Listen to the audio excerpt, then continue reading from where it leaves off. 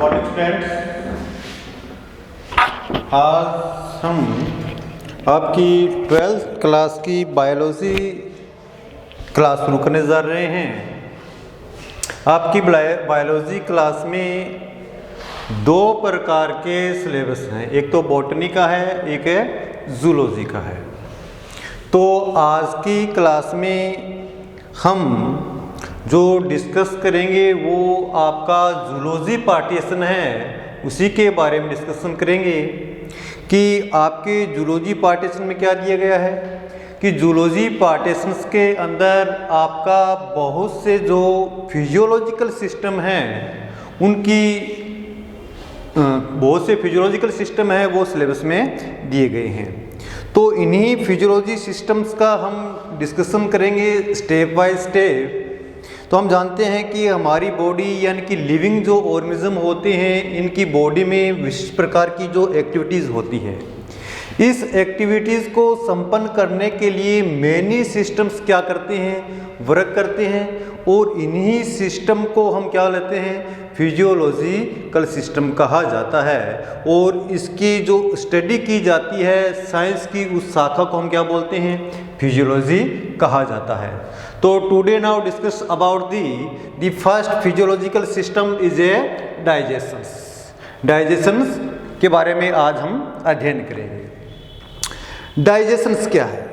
Students, आप सभी जानते हो कि जितने भी लिविंग ऑर्गेनिज्म हैं इनकी डेली लाइफ के लिए बहुत सी एक्टिविटीज़ की आवश्यकता होती है, और इस एक्टिविटीज़ को करने के लिए ये जो लिविंग ऑर्गेनिज्म है ये क्या करते हैं, भोजन ग्रहण करते हैं, यानी कि फूड लेते हैं। तो स्टूडेंट्स, हम जानते हैं कि जो हम फूड भोजन के रूप में ग्रहण करते हैं, इस फूड के अंदर क्या होते हैं, इस फूड के अंदर मैनी कंपोनेंट्स होते हैं। That components as a carbohydrate, क्या क्या होते हैं इसके अंदर, कार्बोहाइड्रेट होता है, कार्बोहाइड्रेट, प्रोटीन भी होती है इसके अंदर, लिपिड भी होते हैं, और विशिष्ट प्रकार के क्या होते हैं, मिनरल्स होते हैं। देखिए स्टूडेंट्स कि ये जो कंपोनेंट होते हैं, ये कंपोनेंट हमें पता है कि carbon, hydrogen, oxygen, nitrogen, sulphur और अन्य एलिमेंट्स के जुड़े हुए एक मैक्रो कंपोनेंट्स होते हैं। क्या होते हैं? बहुत बड़े मैक्रो कंपोनेंट्स होते हैं। तो इन मैक्रो कंपोनेंट्स को हम ग्रहण तो कर सकते हैं, लेकिन हमारे जो सेल्स हैं, सेल क्या करती है, प्रत्येक सेल में ये कंपोनेंट पहुंचने आवश्यक हैं, तभी सेल की क्या होगी, एक्टिविटी संपन्न होगी। तो प्रत्येक सेल में ये कंपोनेंट पहुंच सके, तो इसलिए इन्हें क्या करना पड़ेगा, हमें इन कंपोनेंट को हमें क्या करना पड़ेगा, वाटर सोल्यूबल बनाना पड़ेगा, नहीं बनेगा, पानी में घुलनशील योग्य बनाना पड़ेगा। तो हमारा जो डाइजेस्टिव सिस्टम है वह क्या करता है कि ये जो आपके मेजर कंपोनेंट्स होते हैं, इन कंपोनेंट्स को क्या करता है, ब्रेक डाउन कर देता है। कौन ब्रेक डाउन कर देता है? आपका डाइजेस्टिव सिस्टम इन कंपोनेंट को ब्रेक डाउन करता है, और इन कंपोनेंट को ब्रेक डाउन करने के लिए किसी न किसी औजार की तो आवश्यकता होती है।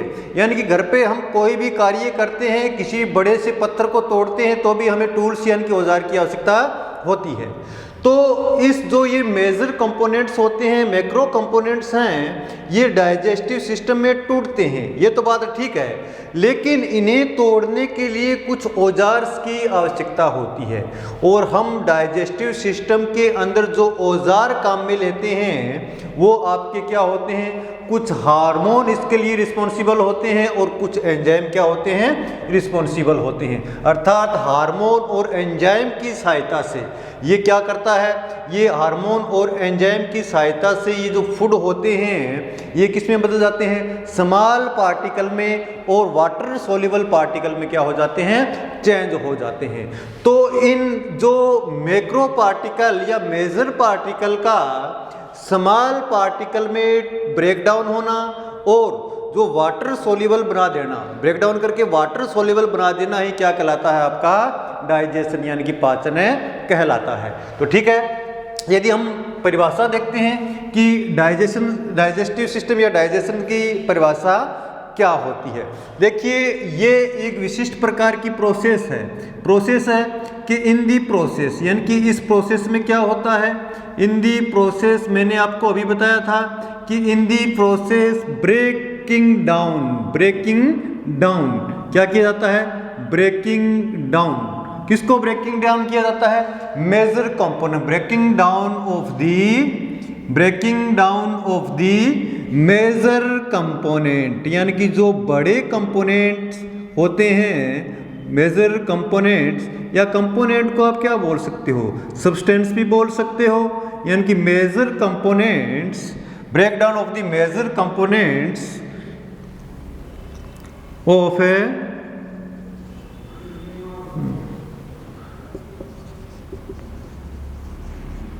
वाटर सोल्यूबल, यानी कि इन मेजर कंपोनेंट को ब्रेक डाउन करके वाटर सोल्यूबल बनाना ही क्या कहलाता है, आपका डाइजेशन कहलाता है। लेकिन डाइजेशन के अंदर मैंने बताया था विशिष्ट औजार काम में लेते हैं, विशिष्ट प्रकार के औजार क्या लेते हैं, काम में लेते हैं। तो दैट कैन बी इसमें हमें किसकी आवश्यकता होती है, that can be hydrolytic enzyme, यानी कि बहुत से हमें जल अपघटन एंजाइमों की भी आवश्यकता होती है। ठीक है, अब ये हाइड्रोलाइटिक एंजाइम की उपस्थिति में जो आपके मैक्रो कंपोनेंट को ब्रेक डाउन करके क्या बना देते हैं, स्मॉल कंपोनेंट बना देते हैं, और ये कंपोनेंट क्या होते हैं, वाटर सोल्यूबल होते हैं। और इसके लिए किसकी आवश्यकता होगी, एंजाइम्स की आवश्यकता होगी। अब देखिए स्टूडेंट्स कि ये जो सारी प्रोसेस होती है, इस सारी प्रोसेस के लिए कुछ ऑर्गन जो होते हैं, कुछ ऑर्गन क्या होते हैं आपके, रिस्पॉन्सिबल होते हैं। कुछ ऑर्गन क्या होते हैं, रिस्पॉन्सिबल होते हैं। ये जो ऑर्गन रिस्पॉन्सिबल होते हैं, इन ऑर्गन से मिलकर, यानी कि रिस्पॉन्सिबल ऑर्गन से मिलकर एक सिस्टम बना होता है, और इसी सिस्टम को हम क्या बोलते हैं, डाइजेस्टिव सिस्टम कहा जाता है। ठीक है, अब जो ह्यूमन या लिविंग ऑर्गन का डाइजेस्टिव सिस्टम है, इस डाइजेस्टिव सिस्टम के अंदर मैंने आपको बताया है कि डाइजेस्टिव सिस्टम के अंदर एक तो मैकेनिकल पार्ट होता है और एक क्या होता है आपका, केमिकल पार्ट होता है। तो मैकेनिकल पार्ट और केमिकल पार्ट, यानी कि दो प्रकार के पार्ट होते हैं। तो हम कह सकते हैं कि जो आपको डाइजेस्टिव सिस्टम आर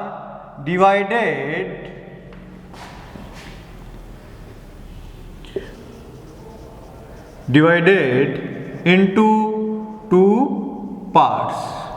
जो आपका डाइजेस्टिव सिस्टम है, इसे हम दो पार्ट्स में विभाजित कर सकते हैं। दी वन पार्ट ऑफ, इसका वन पार्ट क्या होता है अभी, इसका the one part of elementary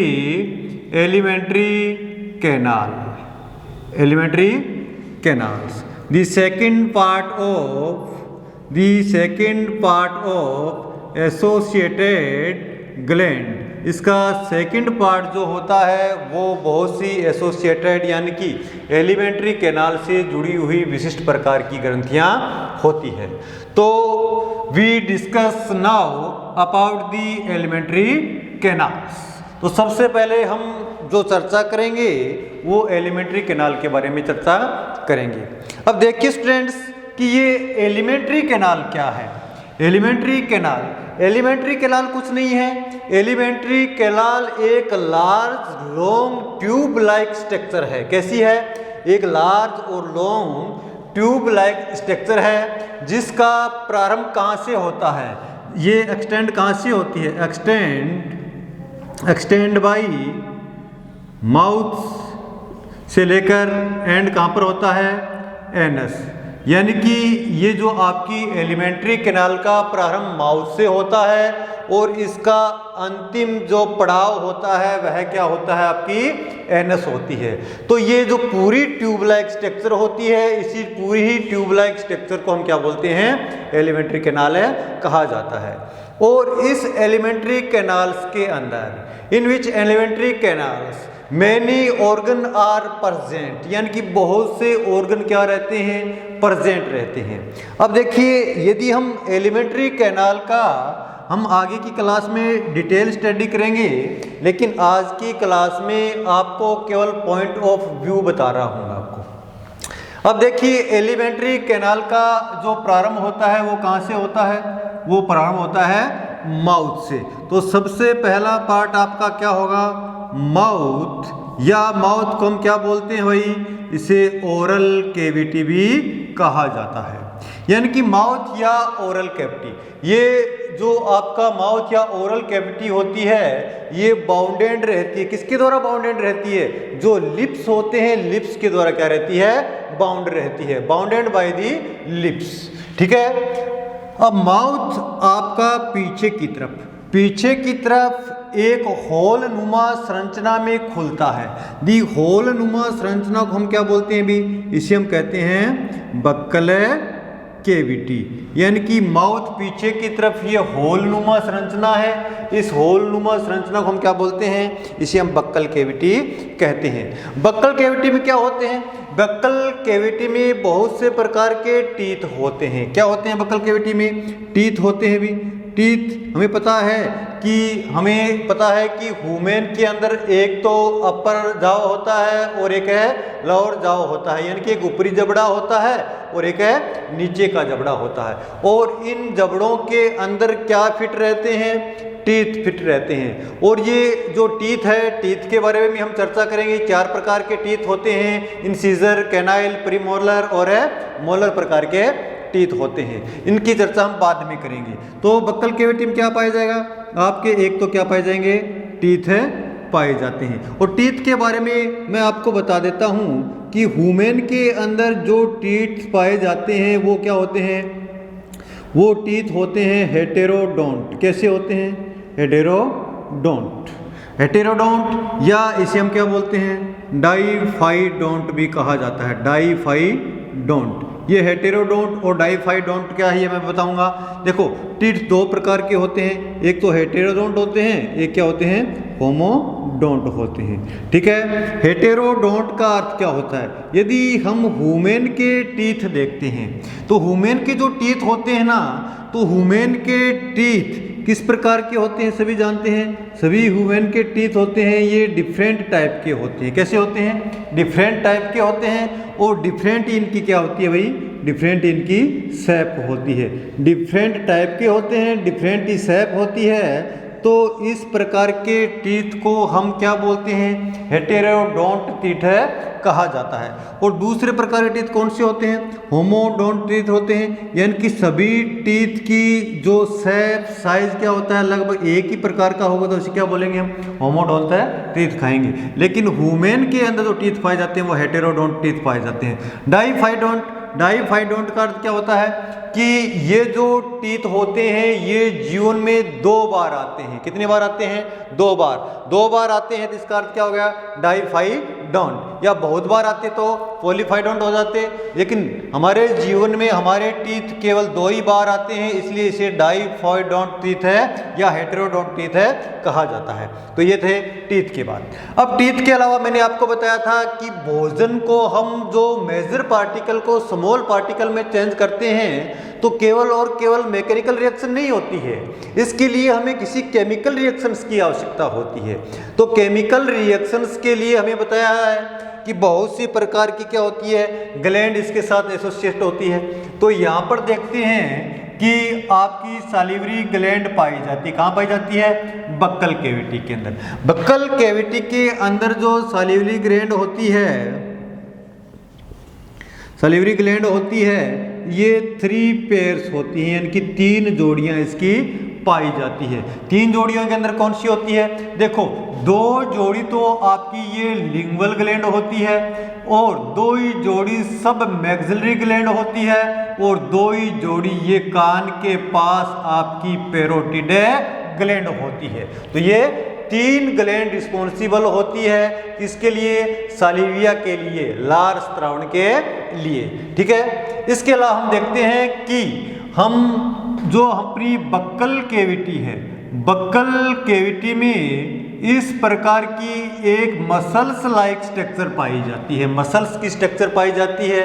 और ये जो मसल्स लाइक स्ट्रक्चर जो होती है, इस मसल्स लाइक स्ट्रक्चर को हम क्या बोलते हैं, टंग या जीभ कहा जाता है। ठीक है, ये लार्ज मस्कुलर ऑर्गन है, कौन सा, टंग या जीभ। तो इस टंग और जीभ के ऊपर हम क्या देखते हैं कि टंग और जीभ के ऊपर क्या है, इस प्रकार के मैनी पेप्लियाज क्या रहते हैं, प्रेजेंट रहते हैं। और मैनी पेप्लियाज प्रेजेंट रहते हैं और क्या होते हैं, टेस्ट बड भी इस पे प्रेजेंट रहते हैं। टेस्ट बड और मैनी पेप्लियाज इसके ऊपर प्रेजेंट रहते हैं। इनकी भी चर्चा हम बाद में करेंगे। अब देखिए स्टूडेंट्स कि जो आपकी बक्कल कैविटी है पीछे की ओर एक लंबी ट्यूब लाइक स्ट्रक्चर में खुलती है, उससे पहले यहाँ पर एक और स्ट्रक्चर पाई जाती है। इस स्ट्रक्चर को हम क्या बोलते हैं, इसे कहा जाता है भाई फेरिंग्स। क्या बोलते हैं इसे, फेरिंग्स। फेरिंग्स के बाद देखिए, फेरिंग्स के बाद ये जो स्ट्रक्चर है इसे हम बोलते हैं ओइसोफेगस। ठीक है, ओइसोफेगस जो स्ट्रक्चर है पीछे की तरफ एक पाउच लाइक ऑर्गन के अंदर क्या होती है, ओपन होती है। इस पाउच लाइक ऑर्गन को क्या बोलते हैं, ये आपका होता है स्टोमक। क्या होता है, स्टोमक। स्टोमक पीछे की तरफ यू शेप्ड स्ट्रक्चर में खुलता है। किसमें खुलता है, यू शेप्ड, यानी कि इस प्रकार की एक स्ट्रक्चर होती है, यू शेप्ड। ये जो स्ट्रक्चर है यू शेप्ड स्ट्रक्चर है, इसे हम क्या बोलते हैं, डियोडेनम कहा जाता है। क्या कहा जाता है, डियोडेनम कहा जाता है। ये डियोडेनम होता है। अब डियोडेनम क्या करता है, डियोडेनम पीछे की तरफ एक लार्ज मसल्स लाइक स्ट्रक्चर में खुलता है। लार्ज लॉन्ग मसल्स लाइक है स्ट्रक्चर में एक बड़ी मसल्स के समान संरचना होती है, इसे हम क्या बोलते हैं, इंटेस्टाइन कहा जाता है। और ये जो इंटेस्टाइन जो होती है, इसकी जो लेंथ होती है प्रोक्सिमल कितनी होती है, 4.5 मीटर के आसपास होती है। लेकिन अब जब कभी मनुष्य का डेथ हो जाती है या मनुष्य डेड हो जाता है, तो ये जो आपकी इंटेस्टाइन होती है इसमें क्या हो जाता है, इनलार्जमेंट हो जाता है। इनलार्जमेंट का अर्थ क्या है कि इसकी लंबाई बढ़ जाती है। बढ़ क्यों जाती है भी, कि हमें पता है कि ये जो मसल्स होती है जब लिविंग ऑर्गेनम होता है इसमें क्या होती है, कंस्ट्रिक्शन होती है, थोड़ी संकुचित होती है। लेकिन जैसे मनुष्य डेड हो जाता है तो ये इंटेस्टाइन क्या हो जाती है, बिल्कुल रिलैक्स हो जाती है। और रिलैक्स होने के कारण इसकी जो लेंथ है वो लेंथ क्या होती है, बढ़ जाती है। और ये बढ़कर 7 से 8 मीटर के आसपास हो जाती है। अब देखिए स्टूडेंट्स कि जो आपकी ये इंटेस्टाइन है, intestine are divided in 2 parts या 2 टाइप्स। कितनी टाइप की होती है, 2 प्रकार की होती है। कौन कौन सी, the first type of the small intestine. Small intestines ये लॉन्ग लाइक स्ट्रक्चर, बट इसका जो डायमीटर होता है वो क्या होता है, कम होता है, और लंबाई इसकी क्या होती है, ज़्यादा होती है। और second is large intestine. Large intestine जो होती है इसकी लंबाई कम, यानी कि लेंथ तो कम होती है, डायमीटर यानी कि इसका व्यास क्या होता है, ज़्यादा होता है। ये लार्ज इंटेस्टाइन होती है। ठीक है, फिर ये इंटेस्टाइन पीछे की तरफ किसमें खुलती है, एनस में खुलती है। इसके अलावा स्टूडेंट्स देखिए कि ये तो आपका एलिमेंट्री कैनाल था। एलिमेंट्री कैनाल के साथ मैंने कहा है कि बहुत सी प्रकार की हाइड्रोलाइटिक एंजाइम के लिए जो रिस्पॉन्सिबल होती है वो आपकी ग्लैंड्स होती है। विशिष्ट प्रकार की ग्लैंड जो होती है वो इस एलिमेंट्री कैनाल से क्या रहती है, एसोसिएटेड रहती है। अब एसोसिएटेड रहने वाली ग्लैंड्स जो आपके शरीर की जो सबसे बड़ी ग्रंथि के रूप में कौन सी काम में आती है, ये आपका लीवर होता है। क्या होता है, लीवर। स्टोमक के आसपास ये लीवर स्थित रहता है। लीवर अंदर की तरफ हमें पता है कि लीवर जो फॉर्मेशन करता है वो वाइल जूस का फॉर्मेशन करता है, इसलिए लीवर के अंदर इस प्रकार की एक पाउच लाइक स्ट्रक्चर पाई जाती है। और ये पाउच लाइक स्ट्रक्चर डक्ट के द्वारा क्या रहती है, डक्ट के द्वारा आपकी जो इंटेस्टाइन है, इंटेस्टाइन से कनेक्ट रहती है। तो ये जो पाउच लाइक स्ट्रक्चर है लीवर के अंदर, इसे क्या बोलते हैं, गाल ब्लैडर कहा जाता है। और ये गाल ब्लैडर क्या करता है भाई, हमें पता है कि ये लीवर रेगुलर रूप से सिक्रेट करता रहता है, सिक्रेशन करता रहता है, किसका, बाइल जूस का, बाइल जूस का सिक्रेशन करता रहता है। और ये बाइल जूस जो आपका गाल ब्लैडर है इसमें स्टोरेज होता रहता है। और ये बाइल जूस क्या काम करता है, इसका अध्ययन बाद में करेंगे, क्योंकि ये काम क्या करेगा, इसकी पीएच चेंज करेगा और जो आपकी जो लिपिड है, लिपिड के अणुओं को तोड़ने का काम है करेगा। ठीक है, तो ये आपका पूरा पॉइंट ऑफ व्यू था डाइजेस्टिव सिस्टम का। और इसी डाइजेस्टिव सिस्टम का हम ऊपर से लेकर नीचे तक हम क्या करेंगे, इसकी डिटेल स्टडी करेंगे। ठीक है, तो थोड़ा सा इसे रिवाइज कर लीजिए कि डाइजेस्टिव सिस्टम क्या है। डाइजेस्टिव सिस्टम यानी कि डाइजेशन क्या है, कि यह एक प्रकार की प्रोसेस है। किस प्रकार की प्रोसेस है, जिसमें बड़े जो कंपोनेंट्स है such as carbohydrate, protein, lipid, minerals आदि, इनको क्या किया जाता है, छोटे कंपोनेंट्स के अंदर ब्रेक डाउन किया जाता है। और छोटे कंपोनेंट्स के अंदर ब्रेक डाउन करके इसे वाटर सोल्यूबल बना दिया जाता है। वाटर सोल्यूबल यानी कि जल में घुलनशील, ताकि हमारी जो सेल्स है, हमारे जो सेल्स है इन फूड पार्टिकल्स को आसानी से क्या कर सके, ऑब्जर्वेशन कर सके, यानी कि इनका अवशोषण कर सके। ठीक है, तो ये जो सभी जो प्रोसेस है, इस प्रोसेस के अंदर बहुत से ऑर्गन क्या होते हैं, रिस्पॉन्सिबल होते हैं। तो इस रिस्पॉन्सिबल ऑर्गन से मिलकर एक एक्ट बनता है या एक टर्म बनती है, इसे हम क्या बोलते हैं, डाइजेस्टिव सिस्टम कहा जाता है। डाइजेस्टिव सिस्टम के अंदर मुख्यतः हम दो बातों का अध्ययन करते हैं। आपका एक तो होगा एलिमेंट्री कैनाल और दूसरा क्या होगा, इससे संबंधित एसोसिएटेड ग्लैंड। क्योंकि ग्लैंड की क्यों आवश्यकता है हमें, कि हमने आपको बताया है कि ये जो मैकेनिज्म होती है पूरे सिस्टम के अंदर, जो फूड पार्टिकल ब्रेक डाउन होता है, इस फूड पार्टिकल को ब्रेक डाउन करने के लिए विशिष्ट प्रकार के हाइड्रोलाइटिक एंजाइम्स की आवश्यकता होती है। तो ये हाइड्रोलाइटिक जो एंजाइम्स जो होते हैं, ये सामान्यतः आपकी ग्लैंड्स के द्वारा ही क्या किए जाते हैं, सिक्रेट किए जाते हैं। तो एसोसिएट ग्लैंड की भी हमें इसे आवश्यकता होती है। तो एलिमेंट्री कैनाल में सबसे पहले मैंने माउथ बताया था, माउथ के बाद buccal cavity, oesophagus, stomach, pancreas, liver और स्मॉल इंटेस्टाइन और लार्ज इंटेस्टाइन आदि। ठीक है, बाकी अब इसकी डिटेल स्टडी हम कल की क्लास में करेंगे।